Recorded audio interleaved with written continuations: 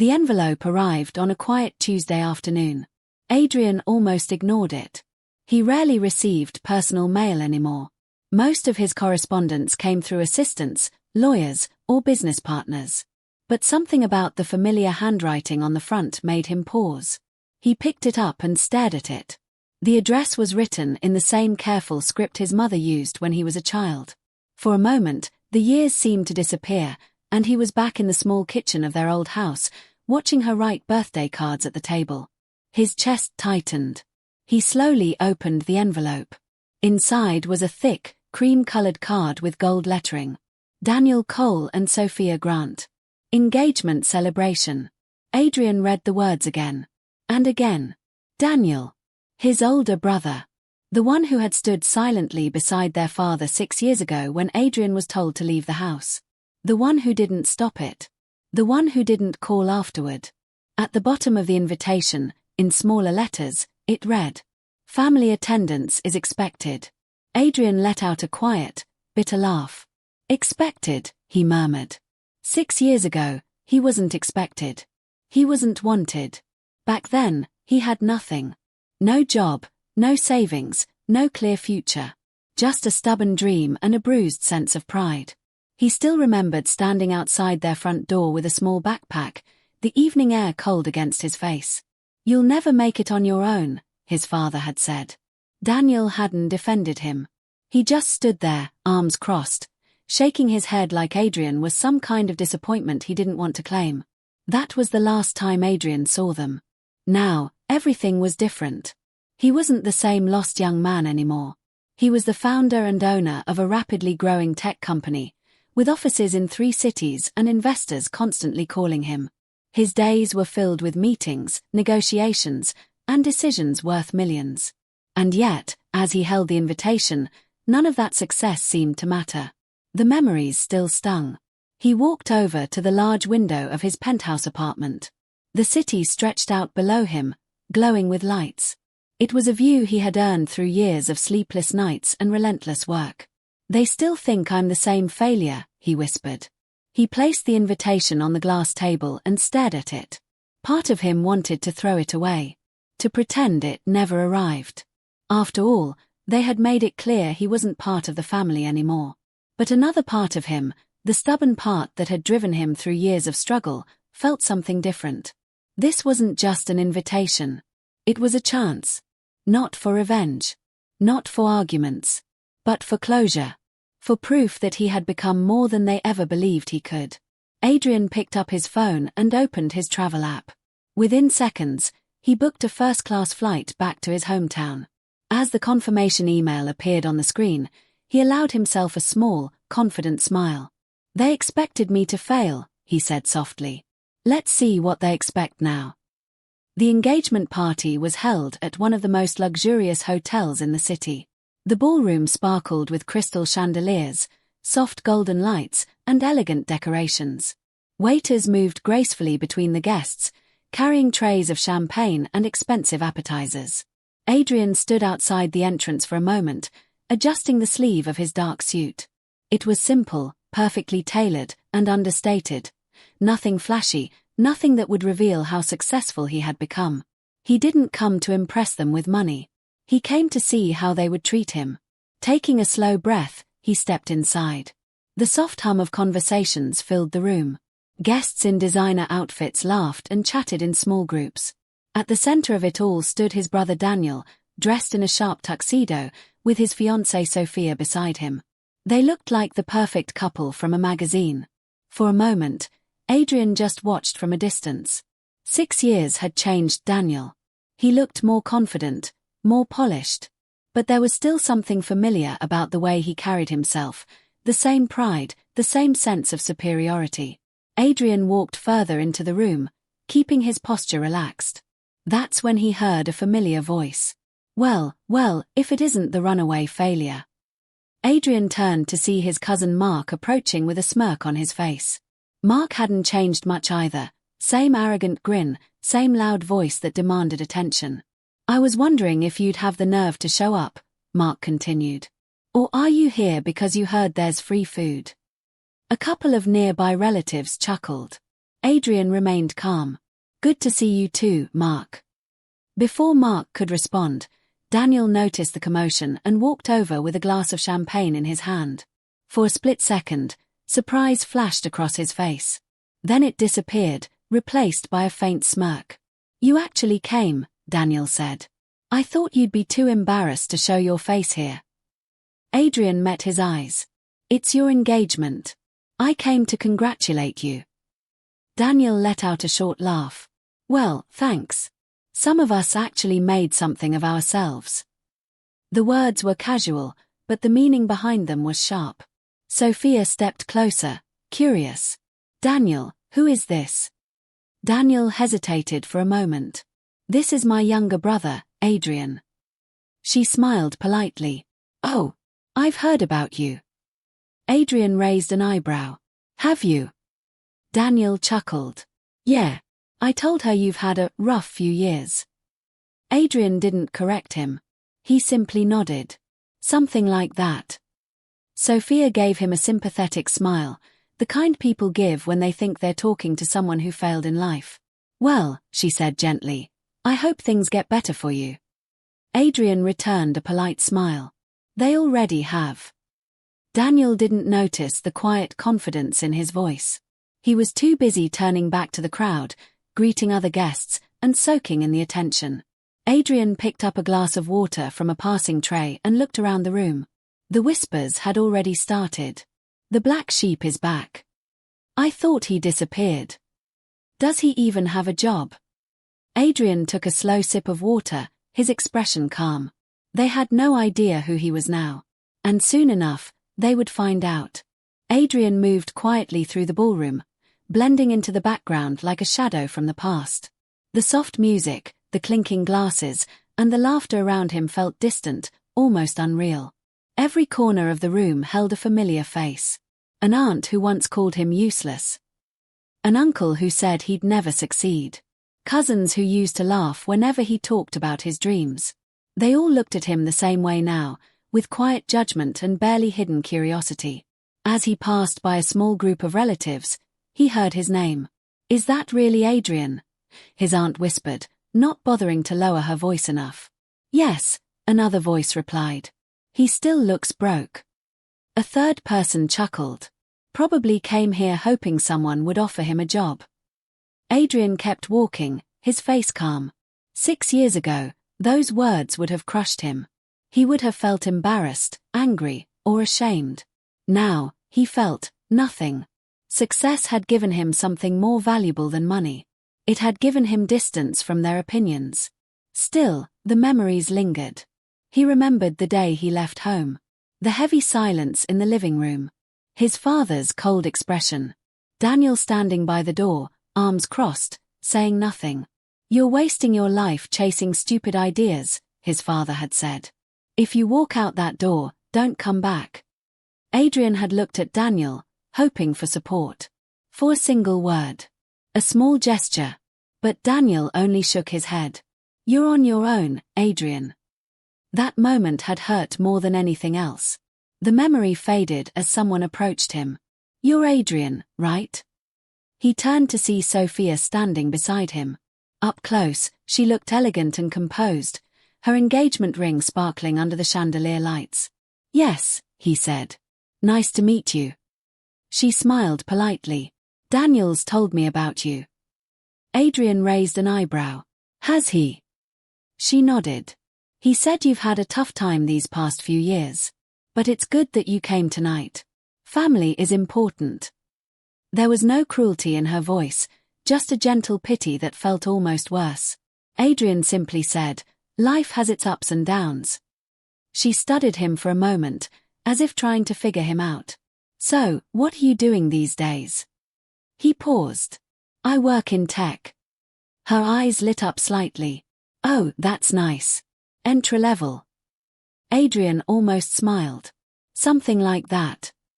Before she could ask more, Daniel called her from across the room. Babe, come meet Mr. Grant, he wants to talk about the merger. Sophia nodded quickly. It was nice meeting you, Adrian. I hope things start looking up for you. He watched as she walked away, joining Daniel near a group of important-looking guests. Daniel's posture was confident, almost proud, as he shook hands and laughed. Adrian felt a small ache in his chest, not from jealousy, but from memory. There was a time when he and Daniel used to laugh together like that. Before ambition, pride, and expectations had come between them. He looked down at his glass of water. 6 years ago, they saw him as a failure. And tonight, nothing had changed. At least, not in their eyes. But soon, the truth would stand right in front of them. And they wouldn't be able to ignore it anymore. Dinner was served in the center of the grand ballroom. Long tables were arranged beneath the glowing chandeliers, decorated with white roses and gold ribbons. The atmosphere was elegant, but the tension at Adrian's table was impossible to ignore.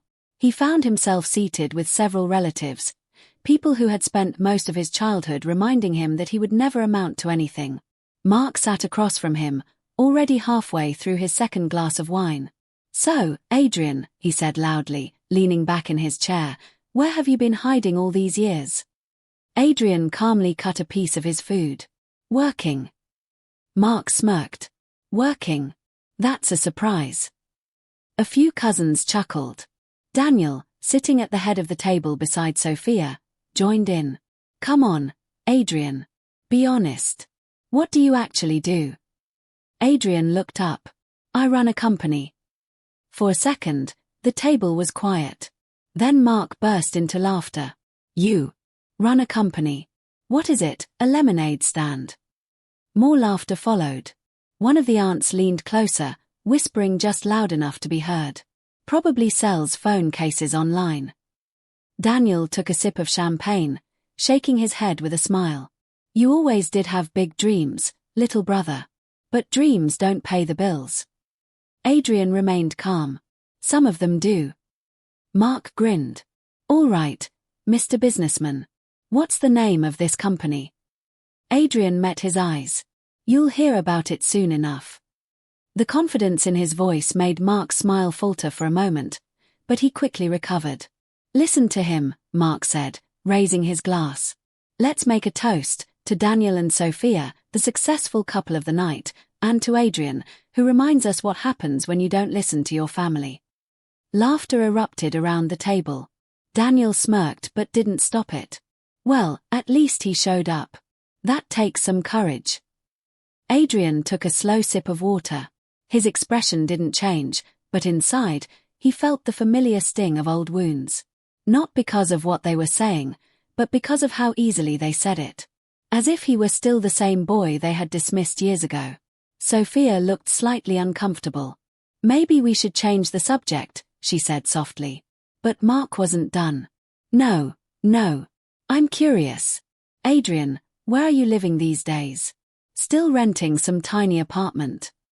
Adrian placed his fork down carefully. "I live in the city." Daniel leaned forward. "Doing what?" "Sharing a place with roommates." Adrian looked around the table, meeting each mocking face one by one. His voice was calm, steady, and quiet. "I think you'll all find out soon enough." Something about the way he said it made the laughter fade. For a brief moment, an uneasy silence settled over the table.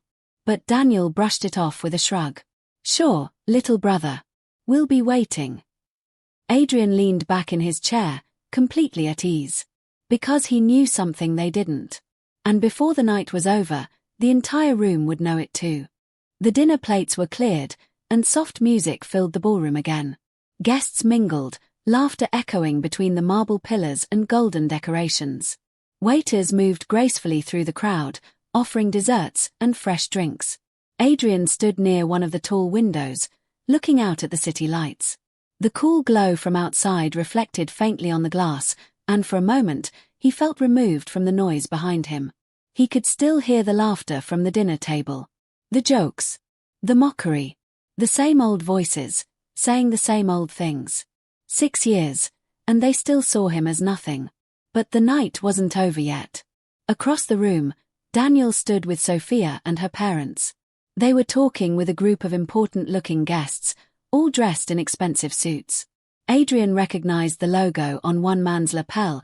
It belonged to Grant Industries, the company Sophia's family owned. Many of his relatives worked there. Some were managers. Others held comfortable office jobs. It was the company that had given them status, security, and pride.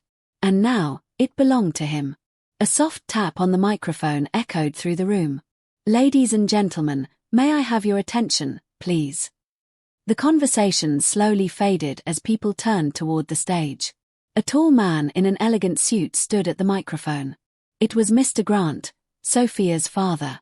Daniel straightened his posture, smiling proudly. "This must be the big announcement he was talking about," he whispered to Sophia. Sophia nodded excitedly. "Probably about the merger." Guests gathered closer to the stage, curiosity filling the room. Mr. Grant cleared his throat and smiled warmly. "Thank you all for coming tonight to celebrate my daughter's engagement. It means a great deal to our family." Polite applause followed. He continued, "As many of you know, Grant Industries has recently entered into a major partnership, one that will shape the future of our company." Murmurs spread through the crowd. Daniel leaned toward Mark. "I heard it's some big tech firm. The owner is supposed to be a genius investor." Mark smirked. "Must be some billionaire with a private jet." Mr. Grant raised his hand, signaling for quiet. "I'm proud to say that tonight, the man who made this partnership possible is here with us." The room grew still. He is not only a brilliant entrepreneur, but also someone who built his success from absolutely nothing. Daniel's eyes widened slightly. "Sounds impressive." Mark whispered, "I'd like to meet that guy." Mr. Grant smiled. "Ladies and gentlemen, please welcome the new majority owner of Grant Industries." There was a brief pause. Adrian set his glass down on the table beside him. "Mr. Adrian Cole." For a second, the room didn't react. The name seemed to hang in the air like a question. Then heads began to turn. One by one, people looked toward Adrian as he stepped away from the window and walked calmly toward the stage. Daniel's smile slowly faded. Mark's jaw dropped. Sophia blinked in confusion. "What?" Daniel whispered. That's not possible." But Adrian kept walking, his expression calm and confident. And with every step he took, the truth became impossible to ignore. The room was silent as Adrian walked toward the stage. Every step felt slow and deliberate, not because he was nervous, but because of the stunned faces surrounding him. Conversations had stopped completely. The laughter from earlier had vanished, replaced by whispers and confused expressions. "Is that him? That's Daniel's brother." "No way." Daniel stood frozen near the center of the room, his champagne glass still in his hand. The confident smirk he had worn all evening was gone, replaced by disbelief. Mark leaned closer to him.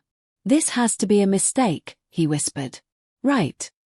Daniel didn't answer. He couldn't. Adrian reached the stage and shook Mr. Grant's hand. The older man smiled warmly, clearly proud. "Thank you for joining us tonight, Adrian," Mr. Grant said into the microphone. "This partnership means a great deal to our company, and to our family." Adrian nodded politely and accepted the microphone. He turned to face the room. Rows of stunned faces stared back at him. Relatives who had mocked him just minutes ago now looked like they had seen a ghost. "Good evening," Adrian said calmly. "It's been a long time since I've seen many of you." His voice was steady, confident, and impossible to ignore. Mark's mouth opened slightly. "This can't be real," he muttered. Daniel finally moved, stepping closer to the stage. "Adrian," he called out, his voice tense. "What is going on? Is this some kind of joke?" Adrian met his eyes. "No joke." Daniel shook his head. You said you ran a company, but this is Grant Industries. This is huge." Adrian nodded. "Last month, my tech firm completed the acquisition. We now hold the majority shares." The silence in the room deepened. Sophia looked at her father in shock. "Dad, is that true?" Mr. Grant smiled. "Completely true. Adrian is now our primary partner, and technically, our boss." A wave of murmurs spread across the ballroom. Some of Adrian's relatives looked pale. Others suddenly became very interested in their drinks. Daniel swallowed hard. "You never told us," he said quietly. Adrian's expression remained calm. "You never asked." The words weren't loud, but they carried weight. Daniel flinched slightly. Mark stepped forward, forcing a nervous laugh. Okay, you got us. This is some kind of prank, right? Hidden cameras somewhere." Adrian didn't respond. He simply handed the microphone back to Mr. Grant. That silence was louder than any answer. Mr. Grant cleared his throat. "Ladies and gentlemen, please join me in welcoming Adrian, not just as our new partner, but as part of the Grant family's future." Applause slowly filled the room. It started politely, then grew stronger. But the clapping didn't matter to Adrian. His eyes were on Daniel. For the first time in years, his older brother wasn't looking down on him. He was looking up. The applause slowly faded, but the tension in the room remained thick. People whispered to one another, their eyes constantly drifting back to Adrian as if they still couldn't believe what they had just heard. The quiet one. He owns the company now. How did that even happen? Adrian stepped down from the stage calmly. His posture was relaxed, his expression unreadable. But inside, he felt a strange mix of emotions, not pride, not anger, just a quiet sense of closure. For years, he had imagined this moment. He had imagined their shocked faces, their regret, their sudden change in attitude. And now, it was all happening exactly as he expected. Daniel still stood near the center of the room, staring at him like he was looking at a stranger. The confidence he had carried earlier was gone. His shoulders were stiff, and his eyes were full of confusion. "Adrian," he said quietly as his brother approached. I don't understand. When did all this happen?" Adrian shrugged slightly. "Over the past 6 years. While you were busy calling me a failure." Daniel winced at the words. "I didn't mean it like that." Adrian didn't respond. He simply looked at him, waiting. Mark suddenly appeared beside them, forcing a wide, nervous smile. "Hey, cousin," he said, his tone completely different from earlier. "You know we were just joking at dinner, right? Family humor and all that." Adrian gave him a polite smile. "Of course." Mark let out a relieved laugh. Yeah, we always knew you had potential." Adrian remembered the toast Mark had made less than an hour ago. But he didn't argue. He didn't need to. Nearby, his aunt approached, her voice suddenly warm and sweet. "Adrian, dear, we're all so proud of you. You've done amazing things." Another relative nodded quickly. Yes. We always said you were special." Adrian listened quietly. The same people who once called him useless were now speaking to him like he was the pride of the family. It didn't make him feel powerful. It made him feel distant. Daniel stepped closer, lowering his voice. "Why didn't you tell us? We could have helped you. We could have supported you." Adrian looked at him carefully. "You had your chance to support me." Daniel's eyes dropped to the floor. He didn't have an answer. Across the room, Sophia stood with her parents, watching the brothers with a thoughtful expression. The evening had taken a turn she never expected. Mark cleared his throat awkwardly. "So, Adrian, maybe we should catch up sometime? Talk business." Adrian gave a small, polite nod. "We'll see." Mark forced another smile and quickly walked away. For the first time that night, Daniel looked truly uncomfortable. Not because of the business deal, not because of the shock, but because he was finally seeing his younger brother for who he had become. Not the failure he once mocked, but a man he could no longer look down on. The energy in the ballroom had completely changed. Earlier, Adrian had walked through the room like an unwanted guest, someone people whispered about, someone they pitied or mocked. Now, the same people were watching him with curiosity, respect, and in some cases, quiet fear. A few guests who had never spoken to him before suddenly approached with friendly smiles. "Mr. Cole, it's an honor to meet you," one man said, offering a firm handshake. "I've heard incredible things about your company." Another guest nodded eagerly. "Your acquisition of Grant Industries was brilliant. Very strategic." Adrian shook their hands politely, keeping his responses short and professional. He wasn't here for business. He wasn't here for praise. He was here for family. But his relatives clearly saw things differently now. His aunt, who earlier whispered that he looked broke, now walked up with a wide smile. "Adrian, dear, I was just telling everyone how proud we are of you." He looked at her calmly. "Really?" She nodded quickly. "Of course. You've always been such a smart boy." He didn't remind her of the times she called him useless. There was no point. Mark returned again, this time holding 2 glasses of champagne. He offered one to Adrian. "Here, cousin. Let's celebrate your success." Adrian glanced at the glass but didn't take it. "I'm fine, thanks." Mark awkwardly pulled his hand back. "Right, sure." Across the room, Daniel stood quietly, watching everything. He could see how people surrounded Adrian now, how their attitudes had shifted in minutes. Sophia approached Daniel gently. "You never told me your brother was like this." Daniel let out a quiet breath. "Because he wasn't. At least, not when I last saw him." Sophia looked thoughtful.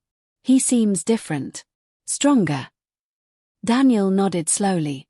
"Yeah, he does." Meanwhile, Adrian noticed a few relatives from the company approaching him, people who worked at Grant Industries.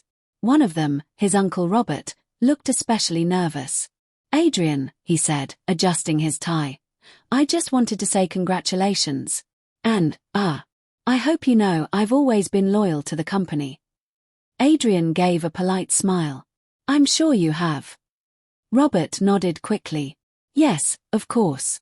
And if there's ever anything you need, any reports, any help, just let me know." Adrian simply nodded. It was strange. The same people who once ignored him were now eager to impress him. But the biggest change wasn't in the room. It was in Daniel. He finally walked toward Adrian, his expression serious and uncertain. The pride and arrogance he carried earlier were gone. In their place was something Adrian had never seen before. Respect. After the chocolate-coated bars leave the enrobing station, they move smoothly onto a long stainless steel conveyor that leads directly into a cooling tunnel. This tunnel is an enclosed, temperature-controlled chamber designed to harden the chocolate coating quickly and evenly. As the bars enter the tunnel, a gentle flow of chilled air begins circulating around them. The temperature inside the tunnel is precisely maintained, usually between 8 degrees Celsius and 12 degrees Celsius, to ensure the chocolate sets with a glossy, smooth finish instead of becoming dull or streaky. Inside the tunnel, the lighting is soft and cool-toned, and the walls are made of insulated metal panels. Overhead, quiet cooling fans and air vents distribute the cold air evenly across the entire conveyor width. The bars travel slowly through the tunnel, allowing enough time for the chocolate to crystallize properly. This process not only solidifies the coating but also locks in the shape of the bars and prevents smudging or fingerprints during later handling. As the conveyor continues moving, the chocolate surface gradually changes from a wet, shiny appearance to a firm, polished shell. The temperature and humidity are carefully monitored by digital control panels mounted on the side of the tunnel. Workers occasionally observe the process through small glass inspection windows, ensuring the coating sets perfectly without cracks or bubbles. By the time the bars reach the end of the cooling tunnel, the chocolate coating is fully hardened. Each bar now has a clean, glossy surface and a solid structure, ready for cutting adjustments if needed, and then the final packaging stage. The conveyor carries the cooled bars out of the tunnel in neat rows, signaling the completion of the setting process and the transition into the next phase of production. Once the chocolate bars exit the cooling tunnel, they move along a clean stainless steel conveyor toward the final inspection and quality control area. This section of the factory is brightly lit with overhead LED panels, ensuring that every detail of each bar is clearly visible. The environment is spotless, with white walls, polished floors, and strict hygiene standards maintained at all times. As the bars travel along the conveyor, they pass through an automated inspection system. High-speed cameras and sensors scan each bar from multiple angles, checking for defects such as cracks in the chocolate coating, uneven shapes, air bubbles, or missing toppings. The system compares each bar to a preset quality standard using computer software.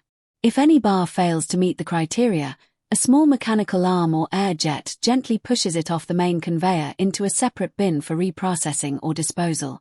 In addition to the automated systems, trained quality control workers stand alongside the conveyor, wearing clean uniforms, hairnets, and gloves. They visually inspect the bars to ensure the coating is smooth, the color is consistent, and the size and shape match the factory standards. If they notice any irregularities, they remove the bar immediately. Nearby, a digital control panel displays real-time data about production speed, defect rates, and temperature readings from earlier stages. Supervisors monitor these screens to ensure the entire process remains within the required specifications. Occasionally, a worker selects a sample bar and places it on a small testing station, where it is weighed, measured, and sometimes cut open to check the internal layers and texture. After passing all inspections, the approved bars continue smoothly along the conveyor toward the packaging section. At this stage, each bar has a perfectly set chocolate coating, a uniform shape, and a high-quality finish.